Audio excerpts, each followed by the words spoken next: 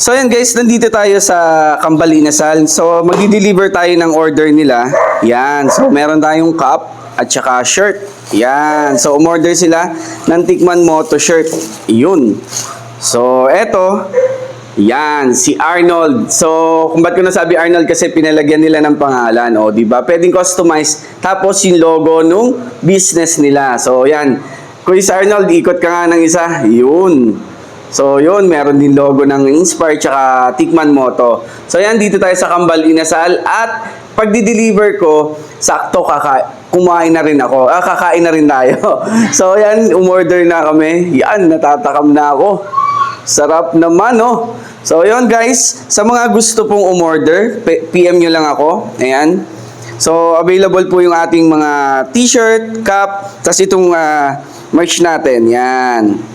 So guys, location nitong Kambal Inasal, dito po sa malapit sa Sayhay. Yan, sa NHA Malamig.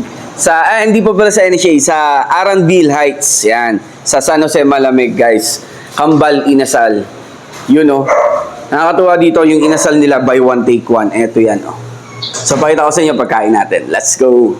So yun guys, sa pagdi-deliver natin ngayon, umorder na rin ako in advance para pagdating, luto na rin siya. Yan, so kasi syempre yung inasal, medyo matagal yan orderin. So ito yung inasal nila, guys, yan, dalawa.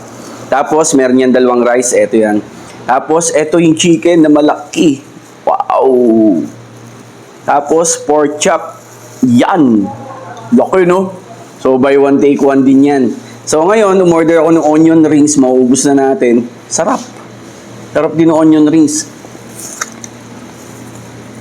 Tapos guys, yung best seller nila na side dish, yung 29 pesos lang na crispy talong. O, angas, no? So, ngayon din ang mga ating nito, tikman natin. Yun.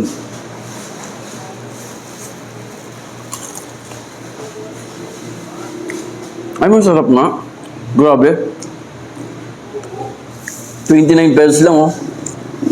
So yun guys, food trip dito sa Kambal Inasal, dito po sa Arandil Heights. Pwede kayong mag-message lang sa kanila sa Facebook, may delivery din sila for advance order, yan. So yun, tikman nyo na din. Thank you!